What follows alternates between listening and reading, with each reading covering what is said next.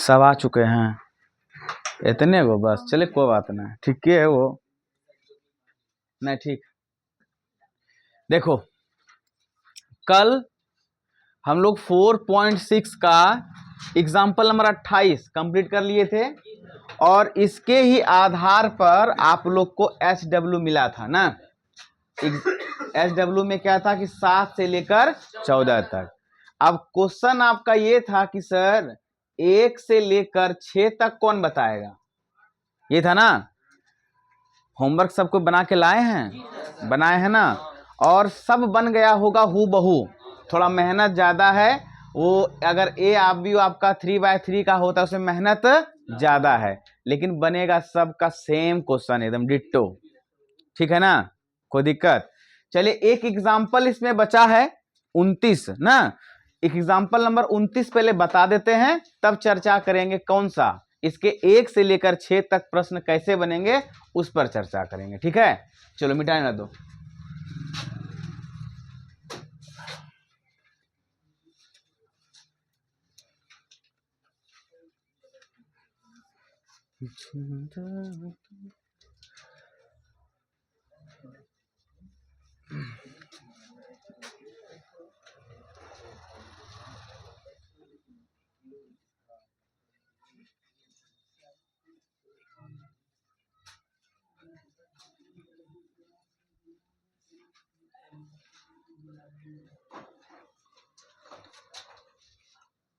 चलिए भाई बोर्ड चकाचक कर दिए और स्टार्ट करते हैं क्लास।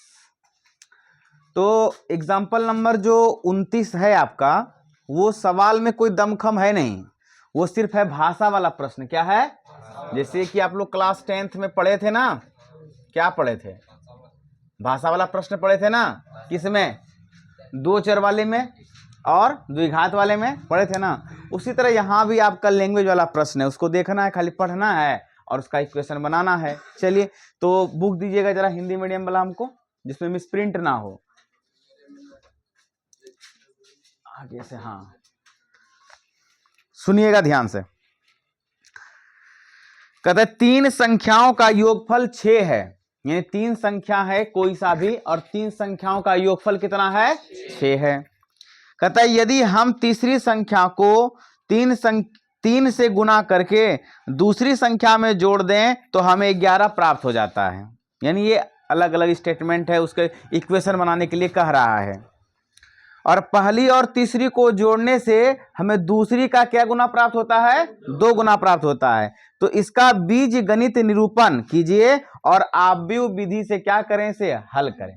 पहली बात है, इस भाषा वाले प्रश्न को आप बीज गणित के फॉर्मेट में चेंज कर लीजिए, एल्जेब्रिक फॉर्म में चेंज कर लीजिए। उसके बाद जैसे ही आप आव्यूह विधि से बनाते थे ना, वैसे आप बनाइए। तो चलिए, तो हमको यहां पता है क्या 3 संख्या क्या है, नहीं है नहीं, तो हम मान लेते हैं, माना कि पहली संख्या x, दूसरी संख्या y, तीसरी संख्या z है। 3 संख्या का चर्चा हो रहा है ना, तो हम प्रॉपरली क्या करते हैं, अब मान लेते हैं। तो चलो भाई मान लेते हैं। माना कि पहली संख्या x, दूसरी संख्या y तथा तीसरी संख्या z है ना।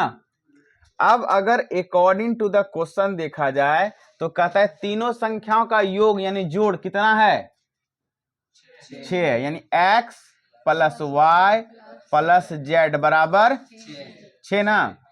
ये हो गया तीनों संख्या का योग। फिर दूसरा इक्वेशन क्या कहता है अगेन, यदि तीसरी संख्या को 3 से गुना कर दें, तीसरा संख्या कौन है इसका, z है, इसको कितना से गुना कर दें, 3 से, आगे दूसरी संख्या कौन है, y, इसको जोड़ दें तो कितना हो जाता है, 11 हो जाता है। ये होता है, ये आपका पहला समीकरण, ये आपका दूसरा। फिर से अगेन देखो क्या कहता है, पहली और तीसरी को जोड़ने से हमें दूसरी संख्या का दुगना प्राप्त होता है। पहली और तीसरी को, पहला कौन है एक्स है, तीसरा है जेड, जोड़ने पर दूसरी कौन है वाई, इसका दुगुना प्राप्त होता है। थोड़ा इसको अच्छे से लिख दें, और इसको लिख सकते हैं x minus 2y plus Z बराबर कुछ नहीं तो 0। देखो ध्यान से, कोई दिक्कत? ये हो गया इक्वेशन आपका थर्ड। ठीक है, कोई दिक्कत है? अब इसको आव्यूह विधि से बनाना कितना आसान है। इसको ए कैसे बनाओगे? आव्यूह विधि में ए क्या होगा 1 1 1 और 0, एक्स का मान कुछ नहीं तो क्या है 0 3 1। क्या लिख दिए? अच्छा उल्टा हो गया, यहाँ पर y पहले होगा ना, 0 1 3 और 1 माइनस 2 1, ये हो गया आपका क्या। अब x में क्या क्या होगा x y z, और b में क्या होगा 6 11 0। कोई तकलीफ है? अब इसको आव्यूह विधि से आराम से हल कर लेंगे। ये आपका SW रह गया इसके बाद का, क्योंकि सेम क्वेश्चन आपको मिल गया नहीं। चलिए इसको नोट कर लीजिए। चलो देखो, अब हम लोग 1 से लेकर 6 तक का प्रश्न पढ़ेंगे। 1 से लेकर कहां तक का 6 तक का। उसमें एक बात आप देखो क्या लिखा हुआ है, उसमें बात लिखा होगा संगत या असंगत लिखा होगा ना। अंग्रेजी में इसको क्या कहते हैं, किसी को पता है क्या? कंसिस्टेंट ना, CONSISTENT ना, और इनकंसिस्टेंट ना। वाह, मुझे आता था इसका मतलब। जो भी है अंग्रेजी वाला देखिएगा, संगत या असंगत। इस 6 के 6 प्रश्न में जो है ना, आपको जांच करने कह रहा है। क्या करने? जांच करने कि आपको समीकरण निकाय दिया रहेगा, आपको बताना है कि वो संगत है या असंगत है। हालांकि जाने का इसके डिटेल में बहुत अंदर तक जा सकते हैं, परंतु उसके लिए हमको चाहिए स्मार्ट बोर्ड, जो मेरे पास अवेलेबल नहीं है। देख ही रहे हैं, ठीक है ना, देख रहे हैं ना। तो जितना जरूरत है हम उतना इसमें पढ़ के आगे बढ़ लेते हैं। नहीं तो फिर आपको मैं ग्राफ में दिखाता कि संगत क्या होता है, असंगत क्या होता है, उसमें ग्राफ का बिहेव कैसा होता है, ग्राफ का बिहेव कैसा नहीं होता है, मजा आ जाता है उसमें। लेकिन क्या करिएगा, जो व्यवस्था है उसी में पढ़ना पड़ेगा। तो अब हमें बेसिकली सवाल दिया रहेगा, क्या दिया रहेगा? सवाल। एक रैखिक समीकरण निकाय दिया रहेगा, और समीकरण निकाय को कहेगा आपको बताना है संगत या असंगत। चलिए, तो उस कंडीशन पर हम लोग जांच करके अब लोग पढ़ते हैं कि कैसे संगत होगा कैसे असंगत होगा। याद है बेटा? अच्छा इसको रहने देते हैं, अंग्रेजी वाला लिख लेगा। देखो, पहला कंडीशन है जब किसी आव्यूह का डिटर्मिनेंट वैल्यू 0 के बराबर ना हो। जब किसी भी आव्यूह का डिटर्मिनेंट वैल्यू क्या हो, 0 के बराबर ना हो तो उस स्थिति में समीकरण निकाय हमेशा क्या होगा बेटा? संगत। क्या होगा? संगत। ऐसा क्यों होता है जानते हैं ना?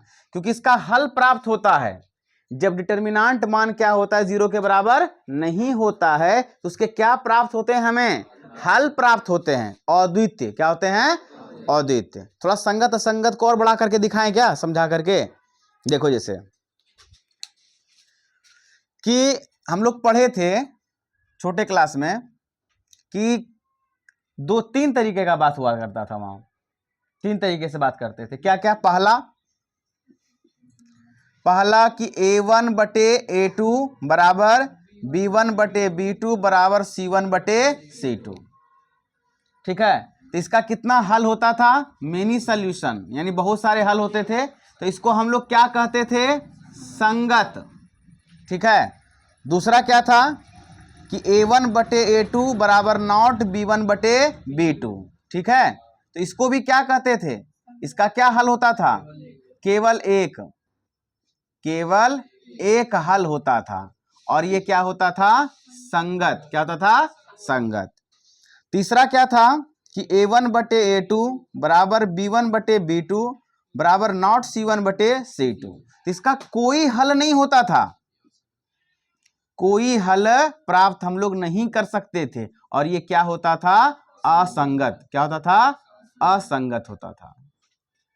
यही तो था, सारा खेल यही था। तो इसका मतलब एक बात यह समझ में आ रहा है कि अगर हल हो रहा है, चाहे अनेक हल क्यों ना हो, चाहे केवल एक हल क्यों ना हो, तो उस स्थिति में क्या प्राप्त होता है? समीकरण संगत प्राप्त होता है। क्या होता है? संगत। और जब हल प्राप्त नहीं होता है तब क्या होता है? तो जब यहां पर हम लोग शुरू से पढ़ रहे हैं कि डिटर्मिनांट वैल्यू 0 के बराबर नहीं होता है, डिटर्मिनांट मान क्या होता है? 0 के बराबर नहीं होता है, तो वैसे हाल में क्या होता है? समीकरण संगत होता है, क्योंकि हल केवल क्या होते हैं? एक, चाहे एक हल हो चाहे अनेक हल हो, होगा क्या? संगत ही। बात समझ में आया? कंसिस्टेंट ही होगा हर हाल में। पहला कंडीशन ये था। चलिए, तो अब दूसरा बात क्या है, देखो ये भी दूसरा क्या है कि जब डिटर्मिनांट मान 0 के बराबर हो जाए, क्या हो जाए? किसी भी आव्यूह का डिटर्मिनांट वैल्यू किसके बराबर हो जाए? 0 के बराबर हो जाए, तब क्या? तब क्या है? वही तो बात है। तो फिर संगत असंगत अभी तुरंत नहीं बोल सकते। जब डिटर्मिनांट का मान क्या हो जाए? 0 के बराबर हो जाए, तो हम तुरंत इसमें तत्काल सीमा में नहीं बोल सकते कि संगत होगा या असंगत होगा। तब इसमें सोचना पड़ेगा। अब वो सोचने वाला बात कौन सा है वो देखो। जब ये हो जाए तब एक बात होता है कि adjoint of A into B does not equal to 0। अगर ये आपको मिल जाए तो इस हाल में यह हमेशा क्या होगा? असंगत, यानी इनकंसिस्टेंट, असंगत होगा। समझे बात को? और दूसरा कंडीशन क्या होता है कि adjoint of A into B बराबर क्या हो जाए? 0। तब ये होता है संगत भी हो सकता है समीकरण निकाय, या असंगत भी हो सकता है। अब देखो, इसके अंदर डिटेल जाने के लिए संगत या असंगत दो कंडीशन है ना, या लग गया है, ये भी हो सकता है और ये। तो इसके डिटेल में और जाने के लिए जरूरत है नहीं, क्योंकि वो सिलेबस में आपका है नहीं। ठीक है, वो सिलेबस में है भी नहीं कि भाई संगत कब होगा या असंगत परफेक्ट कब होगा, वो कोई मतलब यहाँ आपके सिलेबस में है ही नहीं। ठीक है, तो हम उसको ज़्यादा आपको डीप ले जाएंगे नहीं। जब है नहीं तो क्यों ही चर्चा करना, क्यों माथा का एक जंजाल बना लेना अपने लिए। ठीक है, तो बस ये समझिए आप। देखें कि जब डिटर्मिनांट मान क्या हो? 0 के बराबर नहीं हो, तो क्या कह दोगे? सिंपल सा बात। जब डिटर्मिनांट मान किसके बराबर हो जाए? 0 के बराबर, तो आप अभी कुछ नहीं कह सकते कि संगत होगा या असंगत होगा। तब उसके लिए आपको एडज्वाइंट निकालना होगा उस आव्यूह का, और उस एडज्वाइंट में किससे मल्टीप्लाई करना होगा? b से करना होगा। तब देखना होगा कि 0 के बराबर हो रहा है कि 0 के बराबर नहीं हो रहा है। जब 0 के बराबर नहीं होगा, सॉरी हम 0 बार बार बोल रहे हैं, गलत बोल रहे हैं, ये 0 नहीं बेटा, ये 0 है। ये क्या है? शून्य आव्यूह है। क्या बेटा? शून्य आव्यूह, सॉरी, ये क्या है आपका? शून्य आव्यूह है। क्या है? अब ऐसा क्यों हुआ देख लो, क्योंकि एडज्वाइंट ऑफ ए क्या होता है बच्चे? एक आव्यूह होता है। बी भी क्या होता है? एक आव्यूह होता है। तो आव्यूह का जब आव्यूह से गुना होगा तो शून्य आव्यूह होना चाहिए ना, इसलिए यहां पर 0 पढ़ देते हैं हम लोग पढ़ने के क्रम में, लेकिन ये है क्या? ये शून्य आव्यूह है। क्या बच्चे? शून्य आव्यूह है। ठीक है, तो ऐसे 0 पढ़ लो, कोई दिक्कत वाली बातें है नहीं, क्योंकि शून्य आव्यूह के सारे एलिमेंट होते बेसिकली क्या हैं? 0 ही होते हैं, इसलिए शून्य पढ़ सकते हैं, लेकिन वो है क्या? शून्य, 0 मैट्रिक्स है। क्या है? 0 मैट्रिक्स है, याद रखिएगा। ठीक ठाक बातें। तो यहां पर तब जब 0 हो जाए डिटर्मिनांट वैल्यू, क्या हो जाए? डिटर्मिनांट का मान 0 हो जाए, तब हम डायरेक्ट नहीं कर सकते कि समीकरण हमारा संगत है या असंगत है। तब हमें ये कंडीशन निकालना पड़ेगा, एडज्वाइंट ऑफ ए, फिर मल्टीप्लाई करेंगे किससे? बी आव्यूह से। देखेंगे अगर वो शून्य आव्यूह के बराबर हो गया तो कह देंगे संगत भी हो सकता है, या जब 0 के बराबर नहीं होगा, शून्य आव्यूह के बराबर नहीं होगा, तब सीधा क्या कर देंगे? असंगत। इतना चीज आपको बेटा याद रखना पड़ेगा, बस सवाल बन गया।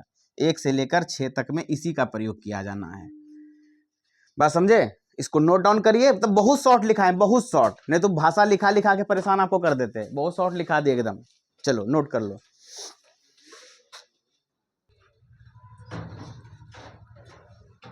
अब सवाल लिखाइए ना। एक दो को बताते हैं तब ना आप समझोगे। लिखाओ पहला दूसरा लिखाओ। पहला सवाल क्या है? एक आदमी कोई बोलून भाई। x प्लस 2y 2 और 2x plus 3y equal to 3, यही ना है। अब इसको आव्यूह में चेंज कर दो तो a बराबर क्या होगा बोलो? 1 2 2 3, यही ना। और b कितना होगा? 2 3। और x कितना होगा? X y. हमें पहले चेक क्या करना है बेटा? डिटर्मिनेंट वैल्यू ना। तो a का डिटर्मिनेंट निकालो, कितना हो जाएगा? 3 और -4 बराबर माइनस, तो यहाँ क्या लिखोगे? Is not equal to. तो सीधा बात, कितना सरल हो गया। जब किसी भी आव्यूह का, किसी भी रैखिक समीकरण के आव्यूह का, ए आव्यूह का डिटर्मिनेंट मान क्या हो? 0 के बराबर नहीं हो, तो वह समीकरण निकाय कैसा होता है? क्या होता है? बस यहाँ चुपचाप लिख दीजिएगा संगत। बन गया सवाल, और कुछ करना ही नहीं था इसमें। ये समीकरण निकाय क्या है? संगत है। वही चेक करने का पढ़ो ना कि 1 से लेकर 6 तक प्रश्न में क्या करें? संगत असंगत का क्या करें? जांच करें कि संगत है या असंगत है। आया समझ में? कोई तकलीफ? चलो दूसरा सवाल लिखाओ। नंबर 2 बोलो। 2x minus y 5, x plus y बराबर 4। अब निकालो a कितना निकलेगा बोलो? 2 माइनस 1 1 1, यही ना। ठीक है। और b कितना निकलेगा? 5 4। और x कितना निकलेगा? एक्स वाई, यही ना। ठीक है। अब चेक कर लो डिटर्मिनेंट वैल्यू क्या होगा? 2 एकम 2, माइनस माइनस हो गया प्लस, और 1 एकम 1, तो कितना हो गया? 3, जो 0 के बराबर। तो क्या कहोगे इस समीकरण निकाय को? कोई तकलीफ ही नहीं हो रहा है चेक करने में। चलो तीसरा बोलो। नहीं सारा नहीं बताऊंगा, मैं सोच रहा हूं कि कोई एगो डिटर्मिनेंट वैल्यू 0 पुर जाए, क्योंकि उसमें आगे भी बताना पड़ता है ना, इसीलिए। देखो तो उसमें कोई सवाल है ऐसा जो 0 हो रहा है? देखें हमको तो ना, हम देख लें डायरेक्ट। हाँ आंसर देख के भी बता सकते हो कि कौन सा असंगत है, उसी पर चर्चा कर देंगे। 3 नंबर असंगत है, तब तो बताइए रहे थे सही, आगे बढ़ने दो। चलो तो 3 नंबर क्या है?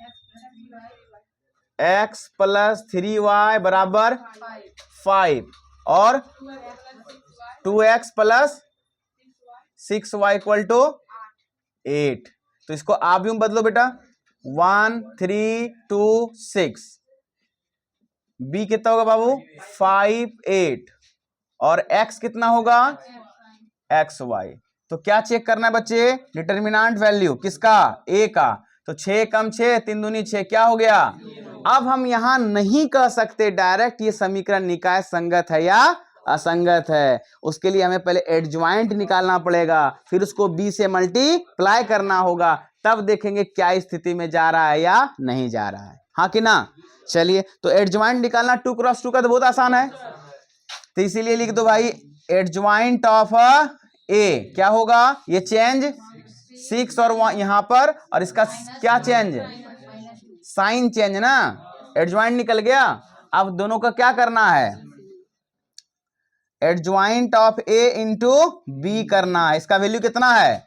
6 -3 -2 और 1। और बी कितना आपके पास है? 5 और 8। गुना करो बच्चे, गुना करो।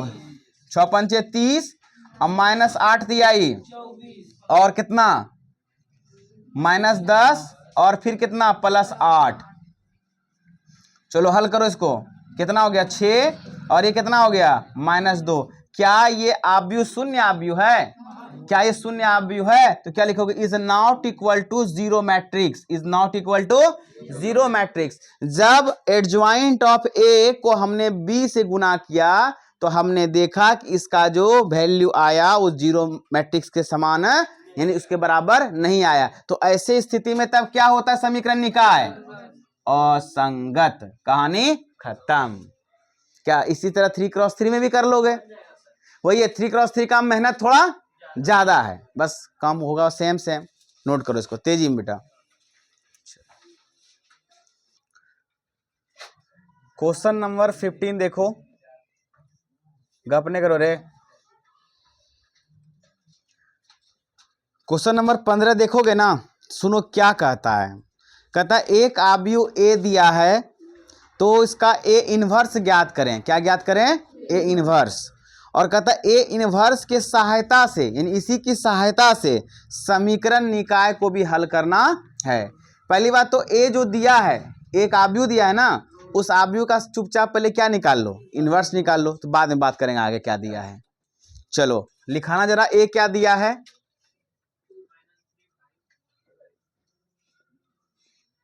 दिया है ए बराबर, बोलो 2 -3 5 3 2 -4 1 1 -2। ये एक ए आव्यूह है, ठीक है।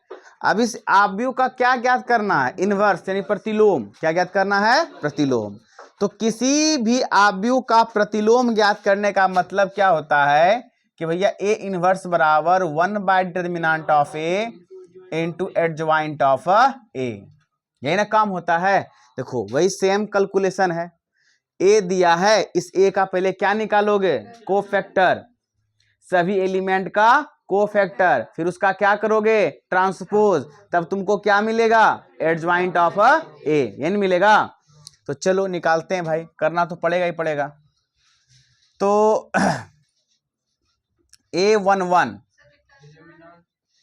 निकाल लेंगे, वो तो निकालना ही पड़ेगा। चलो वही निकाल लेते हैं।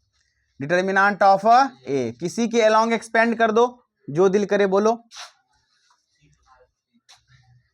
इसी कर लेते हैं 2 इंटू, डायरेक्ट करते हैं, हटाओ इतना क्या करना। रो और कॉलम खत्म, तो -2 और प्लस कितना? 4 एकम, हाँ 2 दूनी 4 -4। इसी तरह ध्यान देना आप लोग को, ये इसका एड्रेस माइनस माइनस माइनस क्या हो गया? 3 इंटू रो और कॉलम खत्म, 2 3 दूनी और प्लस कितना? 4, ठीक है ना। फिर इसका देखो यहाँ पर होगा प्लस, रो और कॉलम खत्म, 3 एकम 3 -2 एकम 2, तो यहाँ हो जाएगा 4 गुना 4 में 4 गया 0, 0 गुना समथिंग 0, अब ये खत्म। अब 6 में गया 4 -2 तो -6 हो गया। फिर 3 में गया 2, 1 गुना 5 +5 इज कितना हो गया? -1 इज नॉट इक्वल टू, तो क्या लिखोगे? इसलिए ए का प्रतिलोम, ए का प्रतिलोम का अस्तित्व है, ऐसे लिखोगे, ठीक है।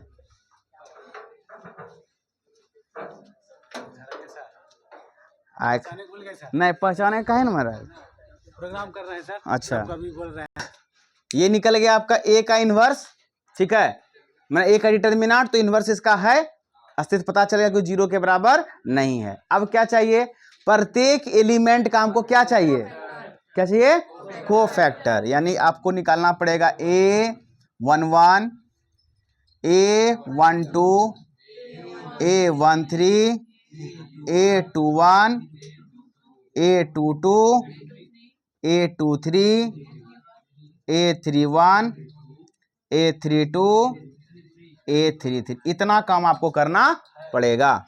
तो सम संख्या साइन माइनस का नहीं लगेगा, ठीक है। तो रो और कॉलम खत्म, यही नहीं बचा, तो कितना हो गया? -4 और +4 मतलब 0। इसका साइन आगे में माइनस, ये एलिमेंट लोगे, ये खत्म, क्या बचा? -6 और प्लस कितना? 4, यही ना। बोलो कितना हो गया? -2 लेकिन 2, समझ में आया कैसे? क्योंकि माइनस माइनस हो गया प्लस। आगे बढ़िए, ये भी क्या है? ये सम संख्या, चिन्ह बदलेगा, तो रो और कॉलम खत्म, 3 एकम 3, अब -2 एकम 2, कितना हो गया? ये 1, ठीक है। अब ये क्या है आपका? विषम संख्या, ठीक है। तो अब क्या करेंगे? रो और कॉलम खत्म, बचा 3 दूनी 6 और -5 एकम 5, तो कितना हो गया बेटा? -1। अब ये सम संख्या, यहाँ माइनस नहीं लगाएंगे, तो रो और कॉलम खत्म, तो 2 दूनी 4 -4, फिर ये बचा 5 एकम -5, कितना हो गया -9। तो 2 और 3 विषम संख्या, तो माइनस लगा दो, तो रो और कॉलम खत्म, रो और कॉलम खत्म। तो 2 एकम 2 और फिर माइनस माइनस प्लस, 3 एकम 3, कितना हो गया -5। थोड़ा काम ज्यादा होता है इसमें, और कोई बात नहीं है, ये सम संख्या है ना। तो रो और कॉलम खत्म, तो 4 तिहाई 12 और फिर -5 दूनी 10, कितना हो गया 2। तो ये हुआ 3 2, रो और कॉलम खत्म, क्या हुआ -8, फिर कितना बचा, ये खत्म हुआ था ना, रो और कॉलम खत्म। तो 5 तिहाई -15, ठीक है, कितना हो गया -23। क्या हुआ जी, अच्छा यहाँ आगे माइनस भी लगना है, तो कहाँ गलत हो गया, हाँ वो ठीक है, तो गलत कहाँ से, 3 2 यहाँ से ले रहे थे ना, रो और कॉलम खत्म, तो 2 दूनी रो और कॉलम खत्म, यही ना, ये 4 दूनी 8। अच्छा यहाँ पर माइनस लग जाएगा, तो ये हो गया प्लस में तब, ठीक। अब ये रो और कॉलम खत्म, इसमें यही होता है, उधराओगे ज्यादा, रो और कॉलम खत्म, तो 2 दूनी 4 और प्लस 3 तिहाई 9, 9 4 कितना 13, निकल गया। अब हमको क्या चाहिए, इसीलिए एडज्वाइंट ऑफ ए बराबर क्या होगा, बोलो, A11 A12 A13 A21 A22 A23 A31 A32 A33 का क्या बेटा ट्रांसपोज, ये ना। तो चलिए जो ऐसे है इसको ऐसे लिखना है, ये वाला 0 2 1 -1 9 और कितना -1 1 हो गया, -1 था ना, -1 -9, फिर कितना कहाँ लिख दिए, हो गया गलत, 0 2 1 यहाँ था ना, अच्छा -1 -9 -5, फिर 2 23 13, ठीक है। एक बार जरूर, मोबाइल है ना किसी के पास, नहीं है, हाँ नहीं उसका जो सोल्यूशन मैच करो ना, उसका खाली इसका ये देख लो सही है, फिर पूरा गलत हो जाएगा, फिर सारा किया करा पानी में फेरा जाएगा, क्योंकि माइनस प्लस के मिस्टेक इसमें ज्यादा चांस होता है। मिला, जल्दी देखो,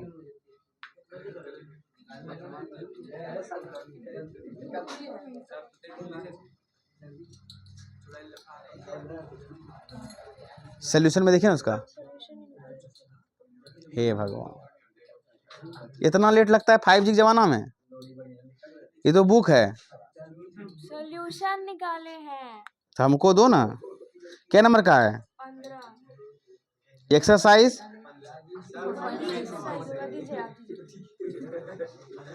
जरा सा 2 - 3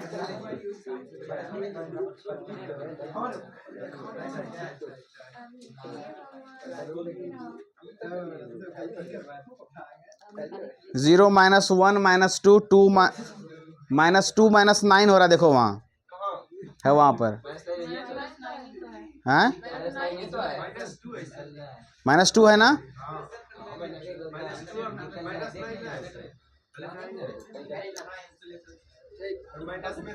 0 1 2, चलो हो गया, ठीक है, सही है। चलिए इस तरह मैच करना जरूरी है बेटा, क्या क्या पूरा सवाल बना ले, पूरा पता चला आंसर ही नहीं पूरा, क्या फायदा, पूरे गलत हो जाएगा, इसमें एक बार जरूर देख लिया करो। व्यवस्था है तो काइनस का यूज करेंगे। ये आपका एडजॉइंट निकल गया, निकला ना, अब क्या चाहिए, अब तो इन्वर्स है, ये तो आसानी चीज है, क्या अब लिखते हैं, अब ए इनवर्स बराबर 1 determinant of A adjoint of A, तो 1/a का डिटर्मिनेंट -1, तो ऊपर चला गया -1, नीचे 1 हो गया, और इसका वैल्यू कितना है 0 -1 2 2 -9 23 1 -5 और 13। अब इस माइनस को संगे संग इसमें मर्ज कर दो, तो क्या होगा 0 1 -2 9 -23 -1 5 और 13। हाँ हाँ -13 मिसप्रिंट। कोई दिक्कत है? इतना हम लोगों ने निकाल दिया।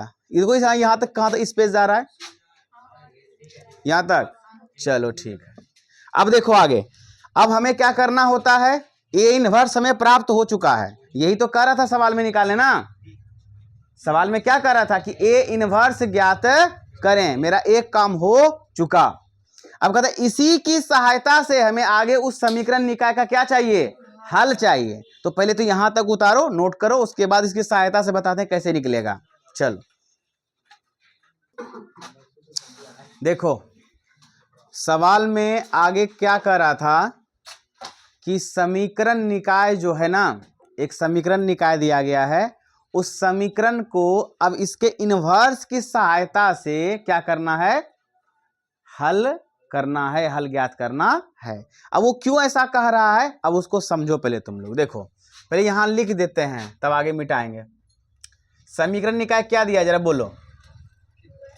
2x 3y प्लस 3y, वही तो, -3y प्लस 5z 11। दूसरा 3x plus 2y minus 4z बराबर -5।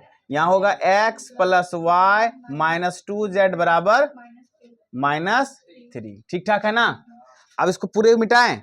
अब देखना ऐसा क्यों सवाल ने कहा कि इसकी ही सहायता से बनाएं, इसके इनवर्स की सहायता से। देखना अभी तुरंत समझ में आ जाएगा तुमको।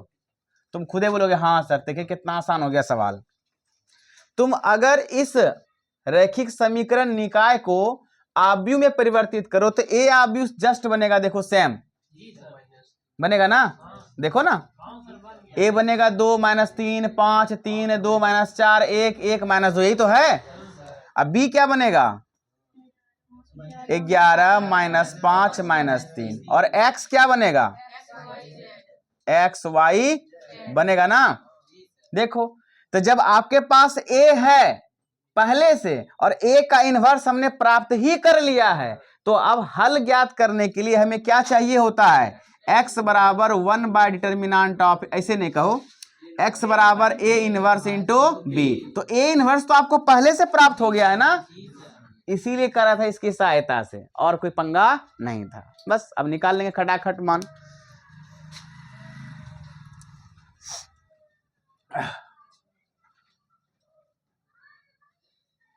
अब लिखेंगे यहां, क्योंकि चूंकि x बराबर ए इनवर्स इंटू बी, तो x बराबर ए इनवर्स का वैल्यू 0 1 -2 -2 9 -23 -1 5 -13। और b कितना बेटा आपका? 11 -5 और -3। अब रो और कॉलम को मल्टीप्लाई करते जाइए, धाए धाए एकदम। कितना हो जाएगा? 0 -5 और +6, यही ना। यहां करो -22 और फिर -9 बचे 45 और माइनस +23 तिहाई कितना? 69। और कितना? -11, फिर यहाँ -25 और प्लस कितना? 33 39। ठीक है, तो x बराबर, अब करो हल, तो ये हो जाएगा 1, ये हल करो ये हो जाएगा 2, करके देखो ना, ये हल करो हो जाएगा 3, करके देखो ना कैसे, ये और ये जोड़ो, हुआ ना। चलो अब अगर x को तुलना कर दो तो x का आव्यूह क्या था? एलिमेंट क्या था? ये था ना। और ये हो गया 1 2 3, दो आव्यूह समान हैं।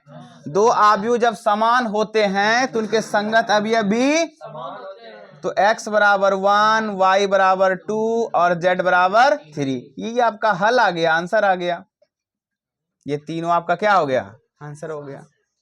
कुछ था सवाल में दम? चलिए नोट कर लीजिए। देखो 16 नंबर क्वेश्चन जो है ये फिर भाषा वाला प्रश्न है। अब बहुत ही आसान है, मैं खाली इक्वेशन निकाल दूंगा, बाकी काम आपका कर लेना। कहता है 4 केजी प्याज, 3 केजी गेहूं और 2 केजी चावल का मूल्य 60 रुपया है।